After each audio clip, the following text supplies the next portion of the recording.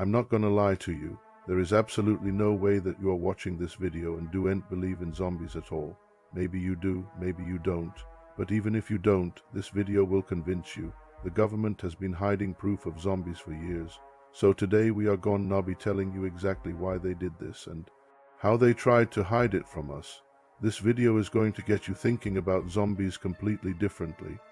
But before we tell you this story, smash the like button because it really helps us out, and subscribe so you don't miss any more videos. Let's get into the video. When people think about zombies, they always think of flesh-eating, moaning, dragging themselves around, mindless killing machines. But that's only one type of zombie. When the government found out about the first zombie, they thought it was their duty to keep it a secret. They were afraid of the chaos that would ensue if people knew that zombies were real. That's why they created a special unit called the ZOO, or the Zombie Neutralization Unit. They created this unit to capture zombies and experiment on them to learn everything they could about these creatures.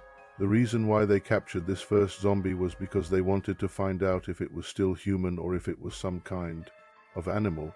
They kept this zombie alive for as long as possible, experimenting on it every day. But when they dissected this zombie, they found something very disturbing. Inside its brain, they found proof that the zombie was still human. It had memories and emotions stored in its brain, but there was something wrong with it. Some parts of its brain were actually missing and they couldn't figure out where they went. But this was the first zombie, so they didn't know much about them. They weren't able to find out why this zombie was still human but animal-like. They did learn that this zombie wasn't infected by anything, but rather it just suddenly turned into a zombie without any warning signs. This is why the government decided to hide this event from the public. If people knew that someone could just turn into a zombie out of nowhere, there would be total chaos. People would be afraid to go outside and the economy would crash. Now you might think that a zombie outbreak would be an easy thing to hide, but you'd be wrong.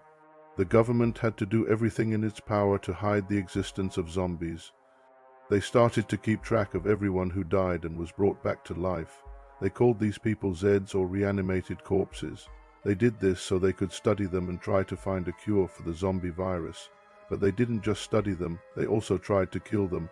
The government created a special task force to hunt down these zombies and kill them. They wanted to see if killing a zombie would stop it from coming back to life. But to their surprise, they found out that even if they burned a zombie's body, it would still come back to life. It didn't matter if they shot a zombie or stabbed it with a wooden stake like they do in the movies. Even if they cut off a zombie's head, it would still move around like nothing happened. And if they dismembered a zombie, each of its limbs would still move around as if they were attached to a living person. At first, scientists thought that maybe zombies weren't human at all, but instead some kind of new species of animal. But after doing DNA tests on them, they found out that zombies were 100% human. So what happened to these people? Why did they come back to life, and why did the government hide it from us? Well, that's what we'll investigate in part 2. But before we get there, I need you to smash the like button because it really helps us out, and subscribe so you won't miss any more videos.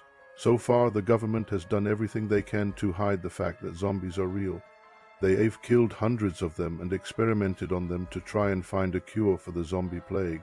But the worst part is that they've lied to our faces about it.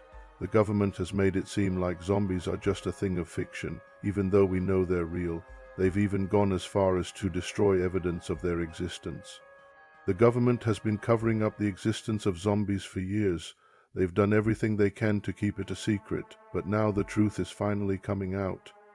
In the early 1900s, there were reports of strange creatures that looked like humans but weren't quite right. These creatures were said to have been seen in remote areas and small towns. They were described as being slow-moving and having an insatiable appetite for human flesh. At first, most people didn't believe these stories. But as more and more reports came in, the government had to take action. The government sent a team of scientists and military personnel to investigate these reports. What they found was shocking. They found evidence of a creature that was both human and animal, a creature that seemed to be immune to pain and able to reanimate itself after being killed. The government quickly realized that this was a serious threat and they needed to do everything they could to stop it. They created a special unit to capture and study these creatures. They called it the ZOO, or the Zombie Neutralization Unit. The zoo was tasked with capturing zombies and finding a cure for the zombie plague. They experimented on zombies, trying to find a way to kill them that would stop them from coming back to life. But no matter what they did, the zombies kept coming back. But that's not the only thing the government was hiding. They were also hiding the fact that zombies were created by a secret government experiment. The government was trying to create a super soldier, a soldier that was stronger and more resistant to pain than normal humans. They experimented on a number of different animals, trying to find the right combination of traits. They were looking for an animal that was strong, resistant to pain, and had a low intelligence. They finally decided to combine the strength of a bear with the pain resistance of a crocodile and the low intelligence of a rat. The result was a creature that was strong, resistant to pain, and able to reanimate itself after being killed. But it was also a creature that had a taste for human flesh. The government quickly realized that they had created a monster and they needed to hide it from the public. They created the zoo and began capturing zombies, trying to find a way to stop them from coming back to life. But they were also trying to cover up the fact that zombies existed. They began destroying evidence of the zombie plague and making false reports to the public. They told the public that the creatures that the zoo was capturing were nothing more than wild animals that had somehow escaped from zoos or circuses. One of the biggest challenges the government faced was trying to explain away the reports of people who had seen zombies.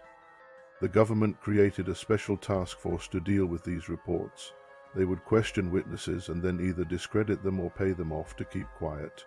In some cases, the government even went as far as to have witnesses secretly lobotomized so that they wouldn't remember what they had seen. The government's efforts to cover up the zombie plague were successful for many years. But eventually the truth began to come out. In the 1970s, a journalist named John Connolly began investigating the zombie plague. He uncovered evidence of the government's cover-up and published his findings in a small newsletter. The government tried to silence him, but it was too late. The cat was out of the bag and people began to learn the truth about zombies. Ever since then, the government has been trying to regain control of the narrative. They've been spreading disinformation and trying to make people forget that zombies are real. But now the truth is finally coming out and we need to tell the world the truth about zombies. We hope you enjoyed this video. If you did, please leave a like and comment below. If you want to see more videos like this, make sure to subscribe. We'll see you next time.